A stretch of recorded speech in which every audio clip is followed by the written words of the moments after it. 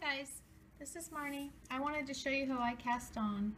There's lots of videos out there that show you how to do it, but I wanted to show you my personal cast on. I use the Continental Longtail cast on. I didn't know that is what it was called until recently, but that's what it's called. The left hand has my tail. I make a slip knot. I insert my needle, pull it through, not too tight, right? And then I'm going to grab these two pieces in my left hand, but I'm going to put my thumb and my index finger in the middle. So I grab them with the remaining fingers, and I've got my two fingers in here, pull them apart, keeping that tension, and now I've got a little, little Y, I guess it's called, you could call it.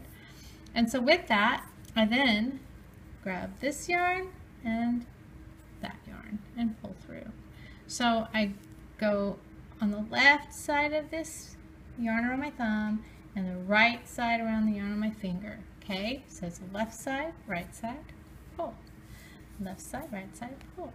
Now the trick to doing this, so with any cast on, is trying to keep your tension even.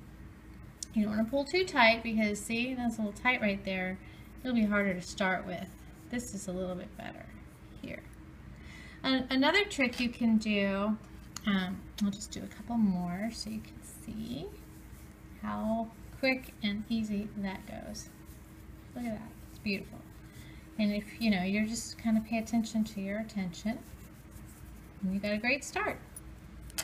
Also, just to note, if you do this type of cast on and your first row is actually this side, so you're going to purl your first row, you get a really nice edge to your work. But one thing about this that's not so great for me is that sometimes it's too tight, and I want my edging to be a little bit looser, especially if the instructions even say loosely cast on.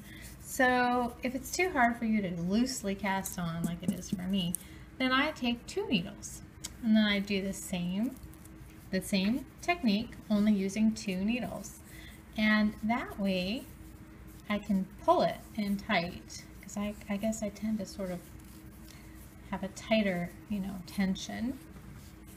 And then when I'm done with casting on, let's just do a couple more, I pull out one of my needles like that, and then I have a little more relaxed cast on that I could never have done, for me anyway, by myself.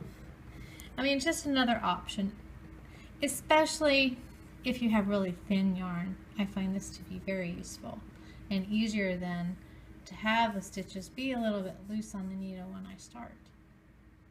And that's it. Thanks for watching.